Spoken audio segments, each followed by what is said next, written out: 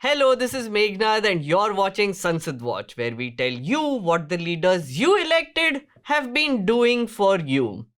Today, let me take you back 32 years.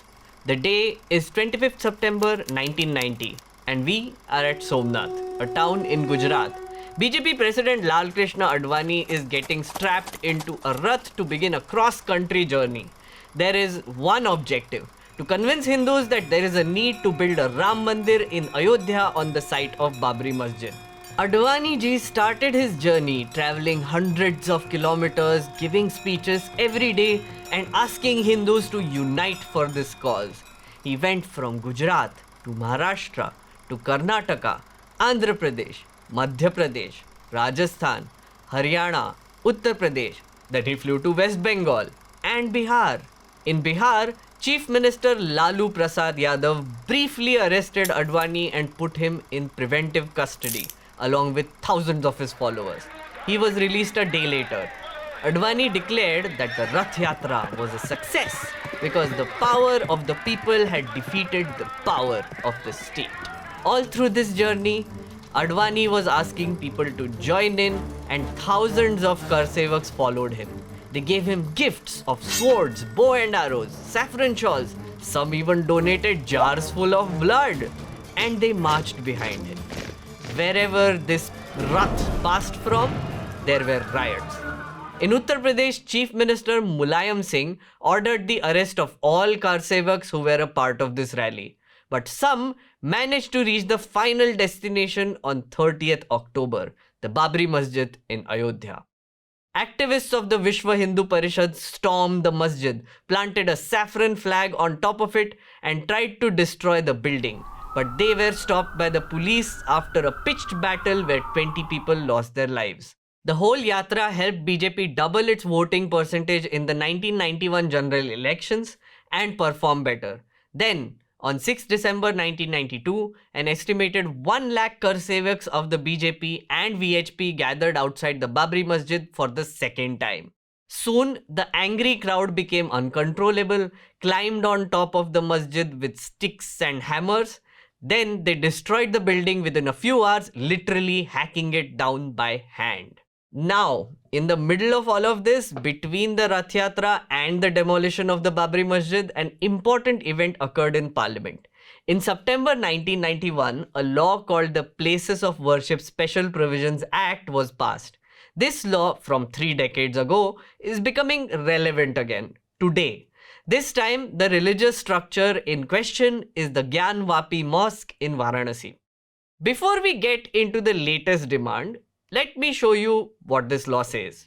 No person shall convert any place of worship or any religious denomination of any section thereof into a place of worship of a different section of the same religious denomination or of a different religious denomination or any section thereof.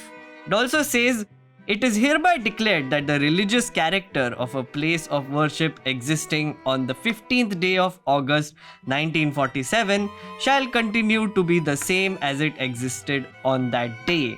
Which means any place that was on the 15th of August 1947 of a certain religious denomination cannot be converted into any other religious denomination. But there is an exception.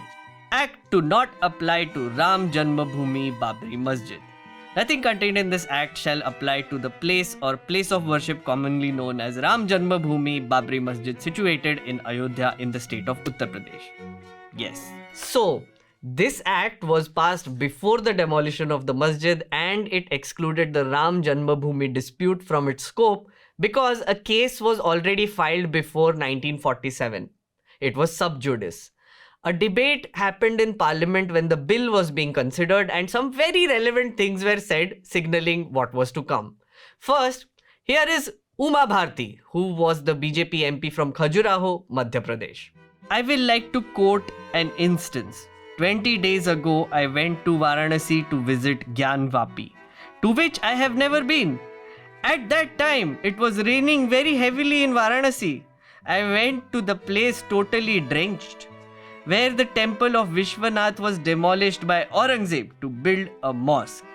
Guide showed me the remnants of temple where the mosque was built by Aurangzeb.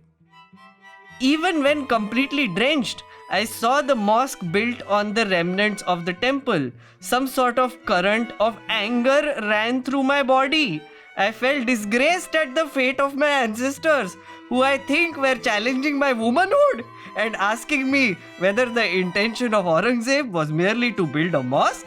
Then why were remnants of the temple left? Was not the intention of Aurangzeb behind leaving remnants of the temple at the site of the mosque to keep reminding Hindus of their historical fate and to remind coming generations of Muslims of their past glory and power? Best way of finding solution of disputes in respect to all of the disputed religious places, whether it be temples or mosques, is to restore the old traditional glory of all the religious places. Sounds familiar, doesn't it? जब इस देश में Aurangzeb road, Babar के नाम पर हम road या Babar line, लेन इत्यादि देखते हैं, तो कहीं ना कहीं पीड़ा होती है, क्योंकि बाबर से इस देश का कोई लेना देना नहीं था. A year later, Bharti ended up in Ayodhya to witness the demolition of the mosque. अगर अभी वहां मस्जिद बनाने की कोशिश की तो करोड़ों लोग हम वहां ले जाएंगे. हम ना पहुंचेंगे तो भी लोग वहां पहुंचेंगे, लाखों लोग अपनी जान दे देंगे, हम सब अपने प्राणों की बलि दे देंगे, लेकिन हम वहां मस्जिद अब नहीं बनने देंगे. Then we have Shirish Chandra Dikshit, a BJP MP from Varanasi. This is the seat that our current Prime Minister Narendra Modi occupies and where the Gyanvapi Mosque is located. Here is what he said in 1991. We have seen that the Britishers have become successful in creating a rift between the Hindus and the Muslims. The government which came after them in this country also created friction between Sikhs and the Hindus, which is the Congress. The same thing is also taking place today. Such type of bills are being brought to create a rift between the Hindus. This is a policy of appeasement and we believe in secularism. We believe in positive secularism. We do not believe in minority appeasement. This bill is going to give rise to a very critical situation. I would like to say a thing here. Don't take it otherwise. Through this bill, it appears that the feelings of Hindus have been played with. Interruptions. Those who want to see the might of Hindu society. Interruptions. I would like to say that the big agitation will take place on this bill and they can take this as a challenge. Interruption. I am not giving a threat to anyone. I request the Honorable Government and the Honorable Home Minister to kindly reconsider this bill. Otherwise, this is going to lead to a very serious law and order problem. Okay, here's Ashok Rao Anand Rao Deshmukh, a Shiv Sena MP from Parbhani, Maharashtra. Hold on to your hats because, well, he went full Sambit Patra. This is not a legislation aimed at bringing about communal harmony. Rather, it would be reduced to a government document indicating a beginning of a communal tension. The souls of our great leaders will never forgive this government and the future generations would look back on this bill as reminiscent of Aurangzeb's reign. There should be religion in politics but not politics in religion. We have always lauded those Muslim forces who have stood for the country's unity. They fought along with us the country's freedom fight. When they raised the demand for Pakistan, we gave it to them. Now they are demanding Kashmir.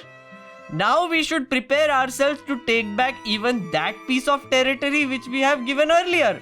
We are not against Muslims. Interruptions. And then there was a lot of argument between the speaker and Anand Rao Deshmukh.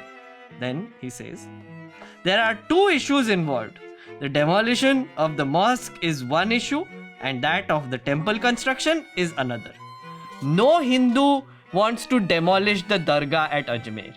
No Hindu wishes to lay his hands on the Jama Masjid. No Hindu wants to remove even a single brick from our proud possession of the Taj Mahal.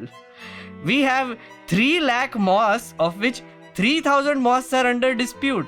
The Hindu is demanding just 3 temples, which are the symbol of his honor. You haven't seen the Vishwanath temple. You haven't seen the glory of Lord Krishna. I won't give up that easily. There will be bloodshed in the country. Sir, I would like to request each and every one, including Shri Ghulam Nabi Azad, that they should also use the phrase Vande Mataram. Interruptions. We appeal to all to say Bharat Mata Ki Jai. But they, the Muslims, never use the word Bharat Mata Ki Jai. What to talk of Vande Mataram? If the Muslims want to live in this country properly, they should live like us. We shall not allow them to override us. Those were the glory days of the Shiv Sena back in 1991. In 2022, Shiv Sena bhi secular ho gayi hai. Here's what their spokesperson said on the Gyanvapi issue right now. ये झांकी बाकी की बात है, ये देश तोड़ने की बात है। राम मंदिर का आंदोलन के बाद इस देश को एक स्थिरता चाहिए। मंदिर बन गया है, अयोध्या में लोग जाते आते रहते, आजकल हम भी जा रहे हैं 10 तारीख को। लेकिन अब ये जो बात चल रही है, ये सब राजनीतिक फायदे के लिए बातें चल रही है। So these were a few people who were opposing the Places of Worship Special Provisions Act, but there were those who were supporting it and explained the reason for doing so. Also, keep in mind this debate is happening bang in the middle of the Rath Yatra and Babri Masjid demolition. Remember, this was also the time when India saw a series of communal riots, so the environment was kafi charged. First up, in support of the bill, here is what CPI MP from Bolar, Somnath Chatterjee, said. It is a matter of concern that even after 4 decades since independence, we have to consider a legislation of this nature to keep the country united and to stop communal holocaust in this country. I can easily understand how the poison of communalism and religious bigotry was spread during the last election campaign, and just prior thereto, and how the people had been sought to be divided on religious and communal lines only for the benefit of a political party. We have seen how the controversy that erupted and is still going on with regard to the Babri Masjid and Ram Janmabhoomi was really fueled by the Shilanyas ceremony, which was then done by the Home Minister and with the blessings of the Prime Minister. He's referring to the Congress here. The real object was not to construct a temple or to look after the mosque, but to pander to the communal sentiments of the majority community in this country only for the purpose of election. It is not only today that we criticize the BJP, we do criticize. We think it is a cancer in our body polity. Our country's future will be the bleakest possible if today we continue fighting amongst ourselves on the basis of religion or language or caste. We have no dearth of problems in our country. We are passing through the acutest economic problems created, no doubt, primarily by the party which has been in power and this country for nearly over 3.5 decades.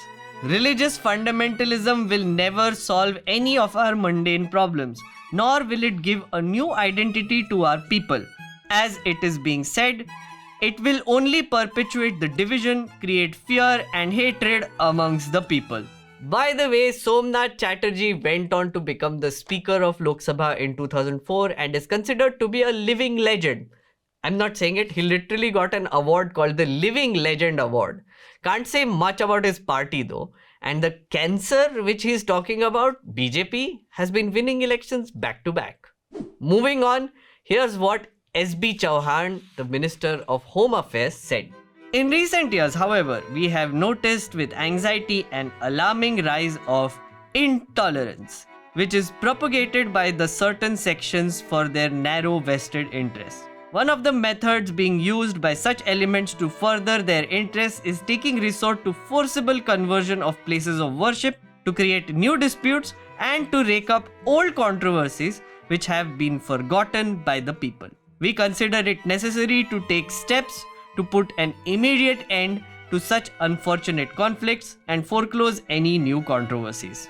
Here's Ram Vilas Paswan, an MP from the Janta Party from Rosera, Bihar. This is a matter concerning the constitution, and I believe that whichever government comes to power will have to go by the constitution.